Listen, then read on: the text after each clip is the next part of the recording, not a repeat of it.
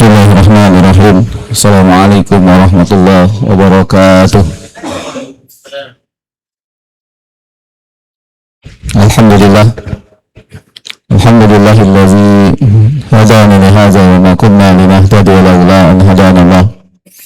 Asyhadu an la ilaha illallah wahdahu la syarika lah wa asyhadu anna Muhammadan abduhu wa rasuluhu allazi la nabiyya ba'dahu. Allahumma salli wa sallim wa barik ala nabiyyina wa rasulina Muhammadin sallallahu alaihi wasallam wa ala alihi wa sahbihi ajma'in. Qala Allah ta'ala fil Qur'anil Karim, a'udzu billahi minasyaitonir rajim. Ya ayyuhalladzina amanu taqullaha haqqa tuqatih wa la tamutunna illa wa antum muslimun. Amma ba'd. Hadirin saimin yang dirahmati Allah Subhanahu wa taala, jamaah salat zuhur. Alhamdulillah di hari yang ke-26 ini versi pemerintah 27 versi Muhammadiyah. Kelihatannya harus siap-siap beda lebaran ya. Karena hitungan hisapnya masih 0,9, masih jauh di bawah kriteria Mabim 3 derajat gitu. Jadi kemungkinan besar ada perbedaan hari raya Idul Fitri tahun ini. Tapi ala kulli hal yang penting sama-sama 1 Syawal gitu ya. Baik Muhammadiyah 1 Syawal, pemerintah juga 1 Syawal gitu. Dan kita sudah punya pengalaman lah, sering beda gitu.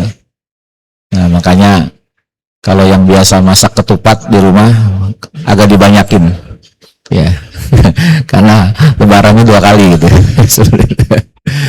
Tapi nggak tahu, nanti bisa jadi ada keputusan politik ya, bisa jadi nanti keputusan politik, bisa jadi pemerintah anggap harus bareng nih gitu, udah samain aja gitu, bisa aja gitu. Karena di Saudi juga begitu sebenarnya, informasinya begitu. Jadi nggak murni juga ru'yah, jadi pada ujungnya tetap keputusan politik ya, mana yang lebih dipilih seperti itu, apakah hasil ru'yah apa hasil hisab, seperti itu. Nah, begitu juga kita berharap yang terbaik terhadap keputusan itu.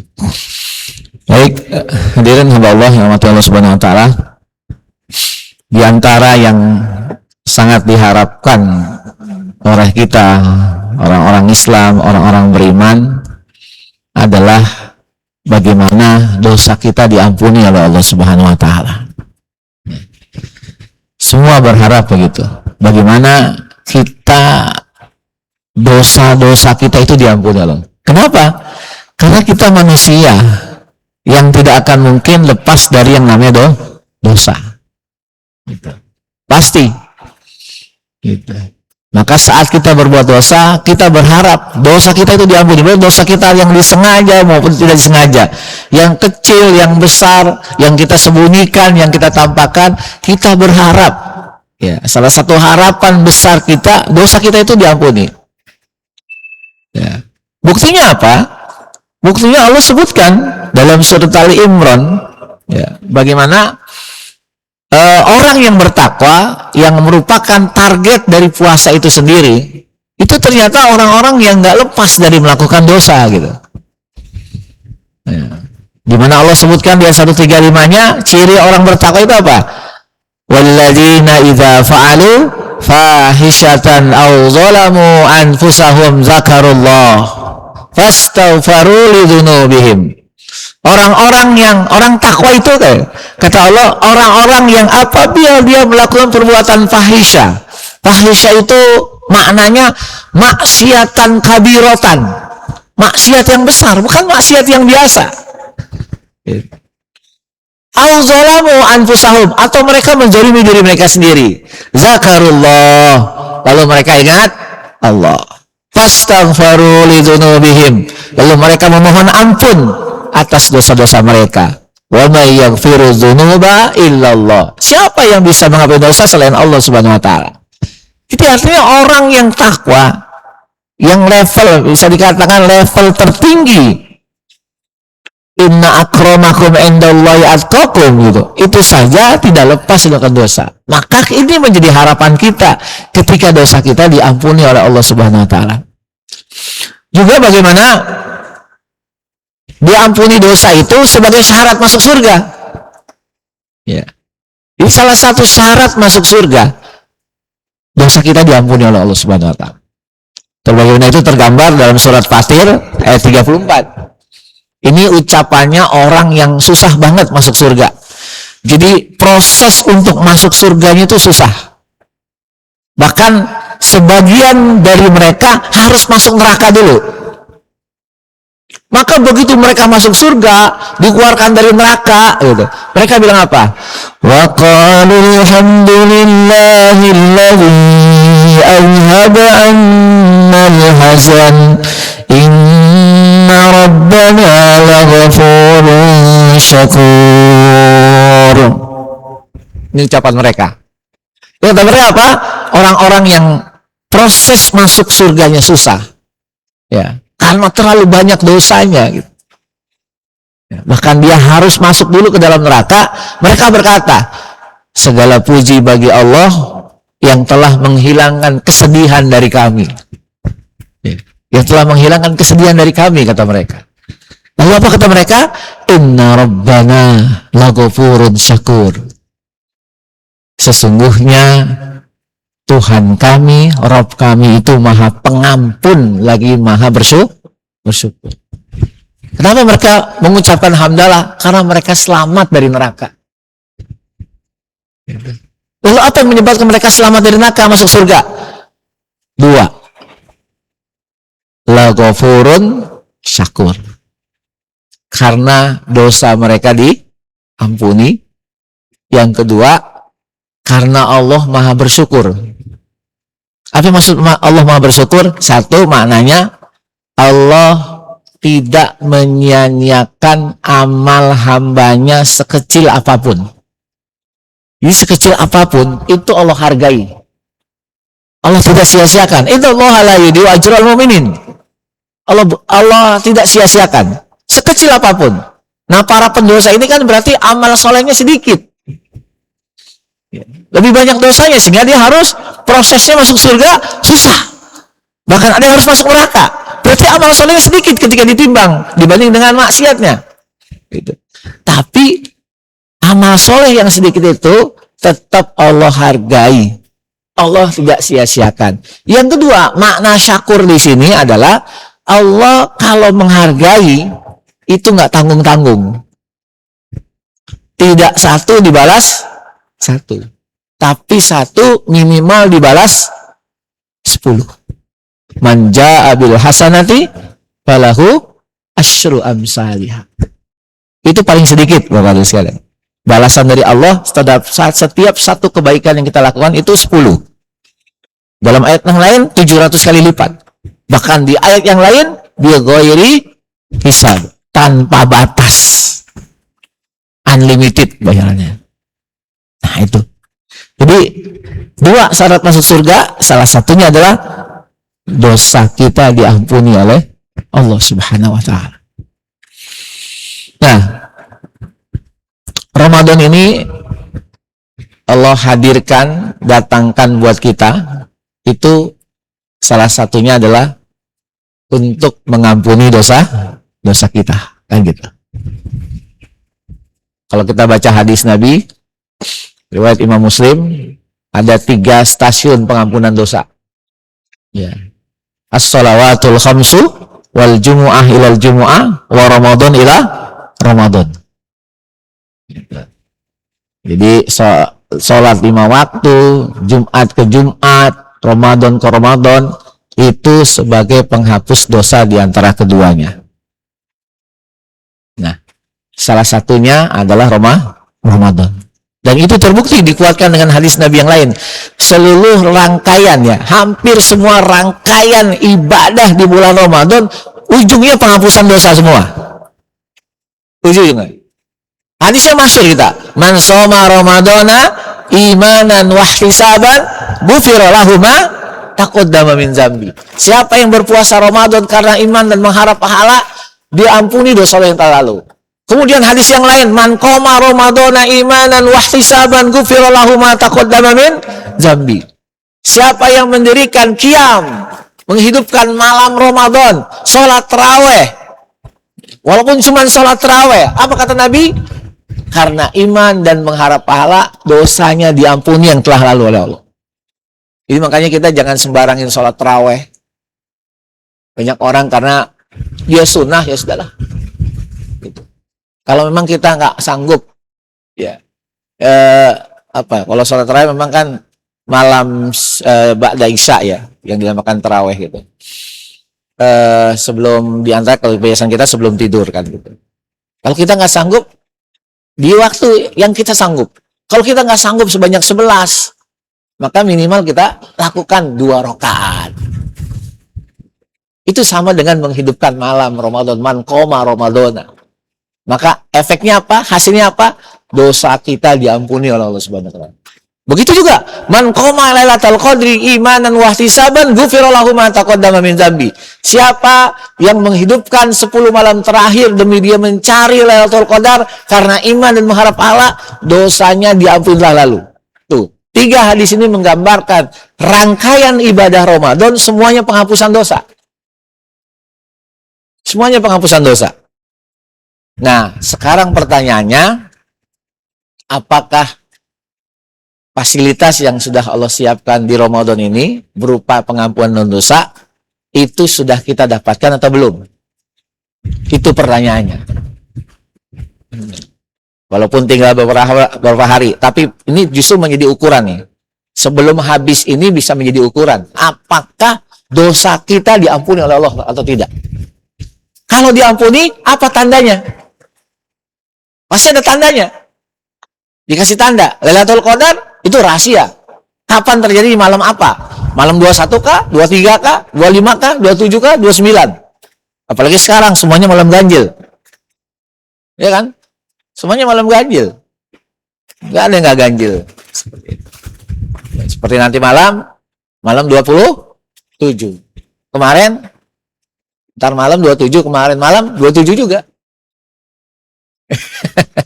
Nggak ada yang nggak ganjil gitu. Ya. Besok 29. Ya, dan seterusnya. Jadi nggak ada yang nggak ganjil. Ganjil semua gitu. Nah, itu rahasia. Tapi ada tandanya.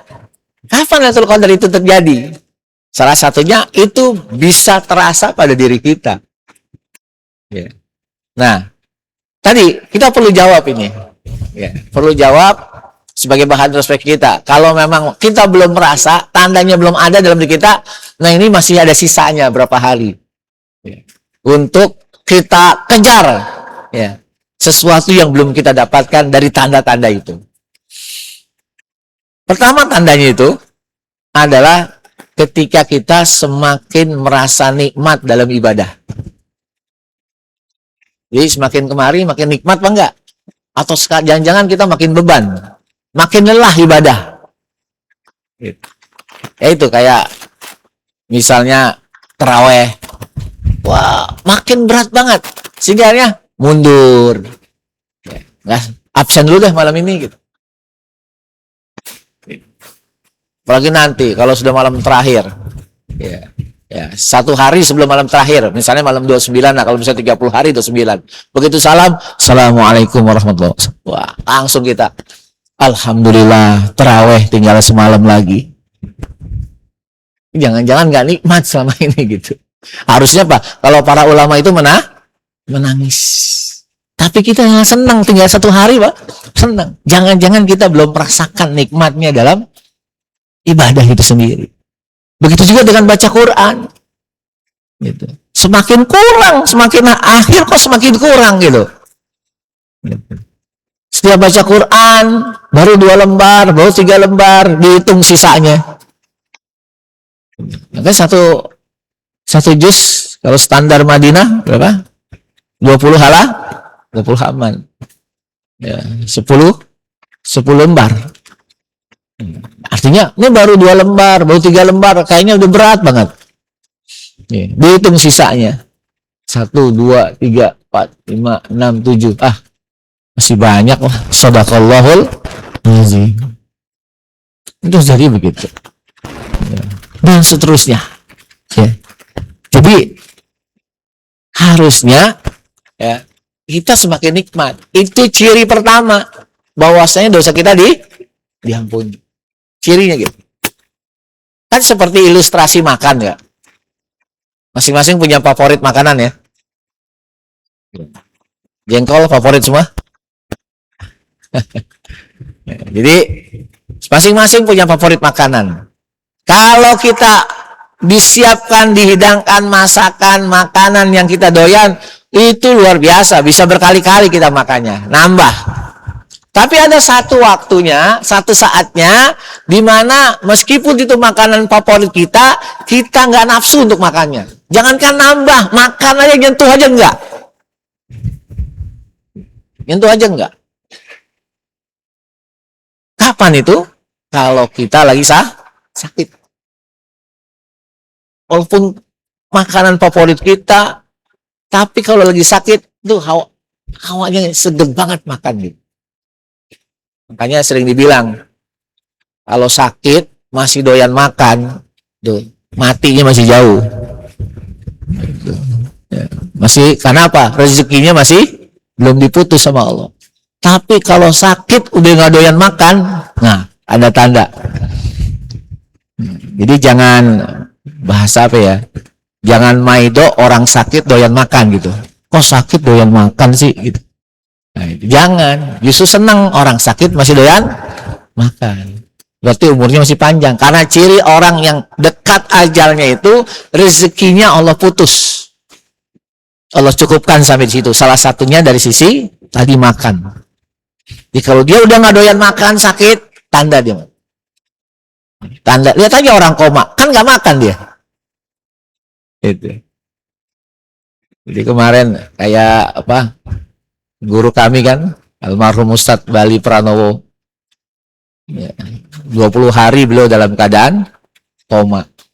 Sampai akhirnya setelah 20 hari, kurang lebih, Allah panggil beliau. 20 hari koma. Seperti itu.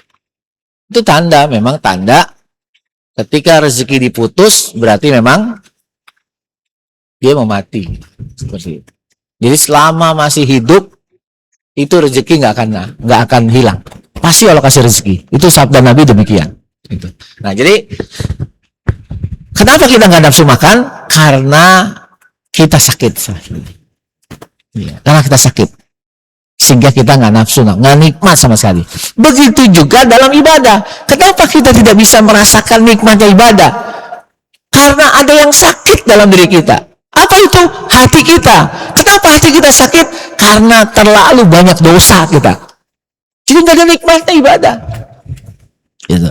Nggak ada nikmatnya ibadah. Rasulullah kan tahu sendiri.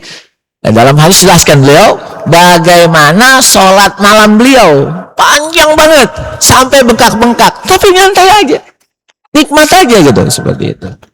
Dan tadi, ya, merasakan nikmat. Maka kata Rasul ketika Aisyah mengatakan, ya Rasul, bukankah dosamu sudah diampuni, tapi kenapa kau ibadahnya kayak begini? Kata Rasul SAW, afala akunu abdan syakurun. Tidakkah boleh aku menjadi hamba Allah yang bersyukur? Jadi ini yang pertama, cirinya adalah ketika kita semakin nikmat nih di akhir Ramadan ini, semakin nikmat beribadah, kok makin enak. Dan itu salah satu tanda orang dapat Lailatul Qadar begitu.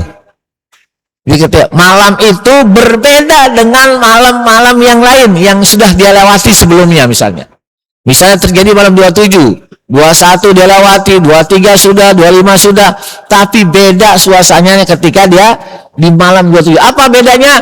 Kok kayaknya enak banget malam ini ibadah. Kok baca Quran kayaknya nggak pengen berhenti. Kok pengen terus qiyamul lail, pengen nambah lagi gitu. Kok pengen terus zikir. Kayaknya rasa ngantuk itu hilang. Nah itu tanda. Semakin nikmat kita merasakan di satu malam dari malam-malam ganjil di akhir Ramadan, itu menandakan kita mendapatkan Lailatul Qadar. Cirinya begitu. Nikmat bedanya. Kan Lailatul Qadar itu suasananya menenangkan. Menenangkan. Kalau malaikat turun. Rahmat turun itu. Rahmat loh. kasih sayang Allah. Kan kata Allah, salamun, keselamatan, kesejahteraan pokoknya yang terjadi. Makanya nggak ada buruk-buruknya di malam Lailatul Qadar itu sebenarnya. Kalau seorang mendapatkan gitu, ya, tenang. Walaupun ya memang peluang besar itu ketika kita i'tikaf. Tapi bukan berarti orang yang tidak i'tikaf tidak bisa mendapatkan Lailatul Qadar. Intinya bagaimana ketika di malam itu dia dalam kondisi ibadah kepada Allah. Termasuk ketika misalnya bapak-bapak pulang kampung nanti, pas terjadi malam Lailatul Qadar gitu. Jangan kemudian udahlah, saya nggak di masjid dah. Enggak, ketika kita di kendaraan, apakah bawa mobil sendiri, apakah naik kereta, apakah naik bis, jangan lepas dari ibadah. Di antara apa yang paling bisa mungkin kita lakukan saat kita nyetir, saat kita berada di kendaraan, zikir, baca Quran, itu bisa kita lakukan. Maka saat kita merasakan ketenangan, kenikmatan, saat kita melakukan itu, maka sebuah tanda kita mendapatkan Lailatul Qadar tadi. Jadi jangan bilang, udah perjalanan udah cuek, nggak ada yang dilakukan apa itu beda. Karena siapapun bisa mendapatkan Lailatul Qadar. Kuncinya satu, ketika dia saat malam itu dia sedang beribadah kepada Allah Subhanahu wa Ta'ala. Yang banyak kan kita i'tikaf juga pun banyaknya cuman pindah tempat tidur doang kan gitu. Tadinya di rumah dengan kasur empuk, sekarang di masjid. Datang ke masjid, ya. Kemudian sholat tahiyatul masjid, habis itu baca Al-Quran, ya 1 lembar 2 lembar, kemudian tidur. Kan begitu banyaknya gitu. Walaupun kalau pakai dalil mending masih mending. Jadi jangan sampai nanti yang dihitung lebih baik dari 84 tahun tidurnya jangan gitu. Jadi lebih baik tidur dari 84 tahun gitu. Karena kan malaikat turun itu ke bumi itu, salah satunya mereka pengen tahu penduduk bumi itu yang selama ini namanya sering dibanggakan oleh Allah di hadapan mereka, ibadahnya kayak apa sih? Malaikat pengen tahu gitu. Nah, jangan sampai ketika nama kita dibanggakan oleh Allah selama ini di hadapan malaikat, tapi begitu malaikat turun saat Lailatul Qadar, ternyata kita biasa-biasa aja tuh. Ketika masuk masjid, malaikatnya pada tidur semua, pada ngobrol semua. Lailatul Qadar banyakin ngobrol, karena ketemu temen ngobrol jadi. Makanya kan di malam-malam ganjil itu perbanyak ibadah. Mulai kajian itu luar biasa, ya. Yang penting dibatasi waktunya, ya, jangan terlalu lama juga kajian gitu. Karena apa? Ketika Lailatul Qadar terjadi saat kita kajian, itu kan berarti kita lebih baik, ya, sama bahkan lebih baik, ya, ngaji selama 84 tahun, kan gitu. Jadi ikuti kajian saat terjadi 84 tahun gitu kita ngaji. Kita nggak pernah ngaji 84 tahun.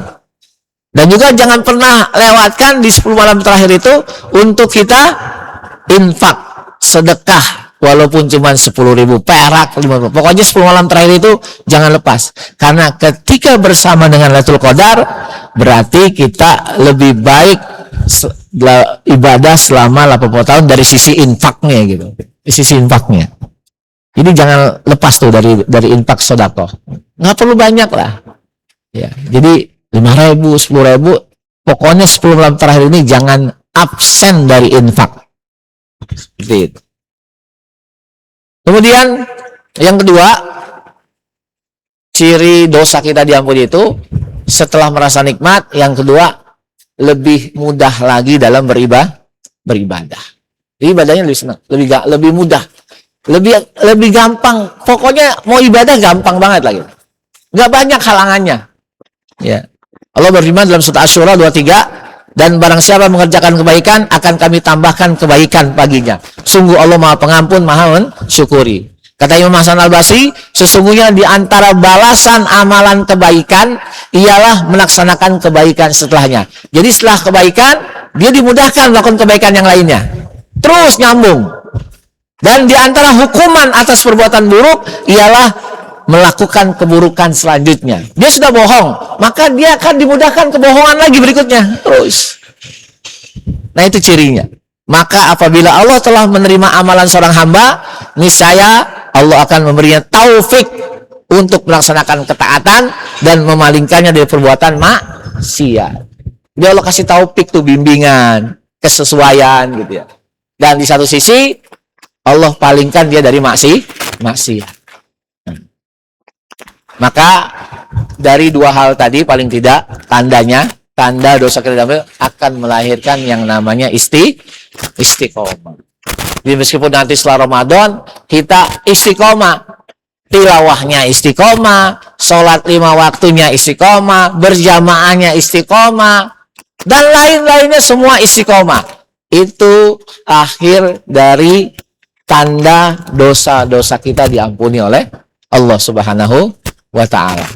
Makanya Nabi mengingatkan ya ketika Jibril berkata kepada Nabi, rogima anfun rajulin dakhala alaihi Ramadan falam yughfar lahu. Tersungkur hidung seseorang, dia dalam keadaan rugi ketika Ramadan berlalu dari Ramadan namun tidak ada dosa-dosa yang diampuni. Jadi jangan sampai Ramadan ini tidak menghapus dosa kita. Jadi sudah Allah kasih fasilitas, tapi dosa kita nggak ada yang diampuni. Itu rugi banget kita. Walaupun ada cara lain, ya, ada cara lain, ya. Dalam banyak keterangan baik dari Quran dan hadis, ada beberapa cara Allah menghapus dosa kita. Yang pertama melalui taubat, jelas. Ya ayyuhalladzina amanu tubu ilallahi taubatan nasuha. Asa rabbukum ayyukafir. Yang pertama, ketika kita taubat, dosa kita diampuni. Yang kedua, cara kedua apa? Melalui amal soleh. Ketika kita beramal soleh, maka bukan hanya kebaikan, pahala yang kita dapat. Di sisi lain, dosa kita dihapus. Sebagaimana firman Allah dalam surat 11, ayat 114. Innal hasanat yuzhibanas sayyi'at. Sesungguhnya kebaikan-kebaikan itu menghapus keburukan-keburukan. Dan jangan sampai yang ketiga, Pak. Ya, jangan sampai dosa kita dihapus melalui yang ketiga. Kita menghindari ini. Apa itu? Ketika Allah perlu menimpakan musibah pada kita. Kenapa? Taubat kita nggak mau, amal soleh nggak mau, maka Allah punya cara lain untuk menghapus dosa kita. Apa itu? Allah timpakan musibah pada diri kita. Apakah harus melalui musibah? Ya, terhapusnya dosa-dosa kita. Oleh karena itu, maksimalkan ibadah kita di bulan Ramadan ini, di sisa ini, agar betul-betul memastikan Ramadan menghapus seluruh dosa-dosa kita. Sebagaimana dalam hadis, kawaladin waladathu ummuhu. Jadi Nabi itu berharap kita ketika keluar dari Ramadan seperti seorang anak yang baru dilahirkan oleh ibunya. Wallahu a'lam bishawab. Subhanakallahumma bihamdik, asyhadu an la ilaha illa anta, astaghfiruka wa atubu ilaik. Assalamualaikum warahmatullahi wabarakatuh.